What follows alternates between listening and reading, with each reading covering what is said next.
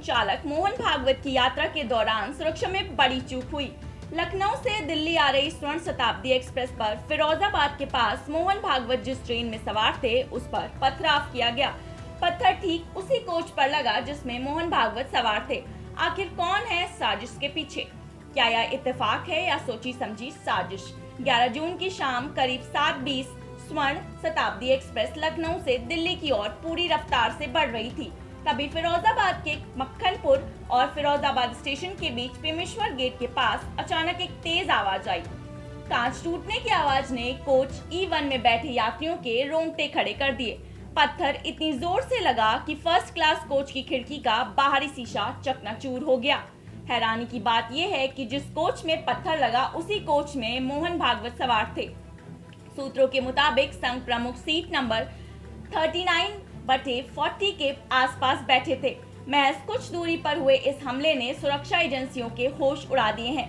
क्या ये कोई मामूली घटना है या फिर वीवीआईपी को निशाना बनाने की कोई खतरनाक कोशिश? देखिए, ऐसा है कि स्वर्ण शताब्दी एक्सप्रेस लगभग 7:15 बजे के आसपास क्रॉस कर रही थी, जिसमें माननीय मोहन भागवत जी जा रहे थे और उसी में किसी ने एक पत्थर मारा है जिसमें एसी फर्स्ट एसी की एक शीशा टूटी है। एसपी ने अभी बताया है कि जो है इसकी जांच की जा रही है और किस लड़के ने या किस व्यक्ति ने इसमें पत्थर चलाया है उसकी पहचान की जा रही है और उम्मीद है कि शीघ्र वो पकड़ा जाएगा। सर, क्या कोई घायल है इसमें? मोहन भागवत जी सफर कर रहे थे? नहीं, कोई घायल नहीं है। आउटर शीशा, जितनी जानकारी हुई है अभी, आउटर एसी कोचेज में 2 शीशे होते हैं, तो आउटर शीशा क्रैक किया है और वो टूटा है। सर, ये वैसे तो पथराव होता रहता है, लेकिन आज कोई वीवीआईपी सफर कर रहा था, तो हम कंफर्मेशन चाहते हैं कि आपकी जानकारी है कि इसमें मोहन भागवत जी सफर कर रहे थे क्या?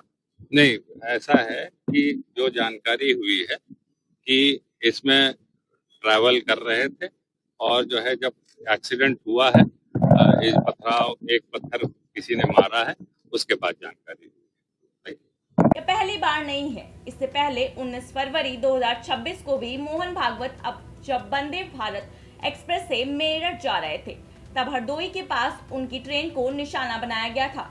तब भी पत्थरबाजी हुई और शीशा टूटा था। सवाल ये है कि क्या देश के सरसंघचालक को निशाना बनाने के लिए पत्थरों को एक हथियार की तरह इस्तेमाल किया जा रहा है? घटना के तुरंत बाद आरपीएफ और जीआरपी अलर्ट हो गई।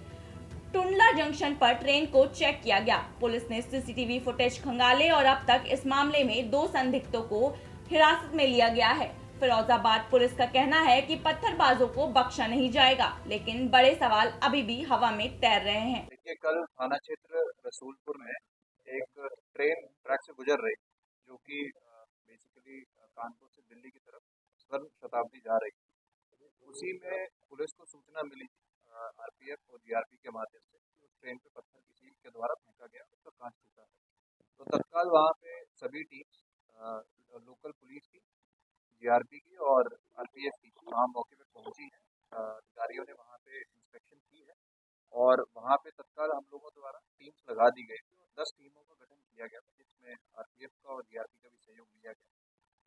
उसी क्रम में लगभग 50 से अधिक हम लोगों ने सीसीटीवी कैमराज हम लोगों ने देखे हैं और उसमें सीसीटीवी कैमरा के माध्यम से हमें ये जानकारी मिली कि कुछ 3 बच्चे आइडेंटिफाई हुए थे जो माइनर है और वो कूड़ा बीनने का काम करते हैं। तो उनके द्वारा वहाँ सीसीटीवी में क्लियर कट दिख भी रहा है कि एक बच्चे द्वारा उसमें ट्रेन के ऊपर पत्थर फेंका गया।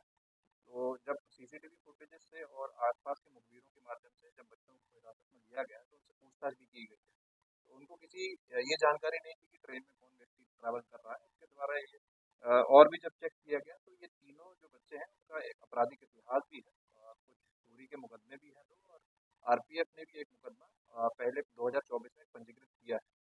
तो इसमें से 3 बच्चों में से 2 बच्चों को पुलिस ने हिरासत में लिया गया है। तीसरे का भी नाम प्रकाश में आ गया है, उसको भी तत्काल हम लोग हिरासत में लेंगे। अभी इनको वर्तमान में जेजे जो जुवेनाइल कोर्ट है वहाँ पे इनको पेश किया जाएगा और जो मुकदमा अभी वर्तमान में थाना रसूलपुर में जो पंजीकृत किया गया है वो है 322/26 जो धारा 152 रेलवे एक्ट के अंतर्गत लिखा गया है।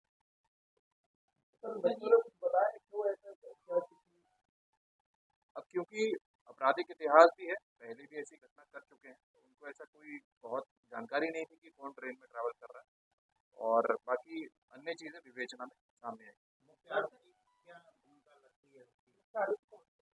उसमें देखिए बाल अपचारी है और जेजे एक्ट के अंतर्गत नाम डिस्क्लोज नहीं कर सकते, लेकिन ये जरूर है कि पुलिस ने उनको हिरासत में ले लिया है, जिसने पत्थर फेंका था, तो उस पर कार्रवाई हो रही है। तीनों नाबालिग है? जी, तीनों नाबालिग। तहरीर इसमें आरपीएफ के माध्यम से प्राप्त हुई थी और थाना रसूलपुर से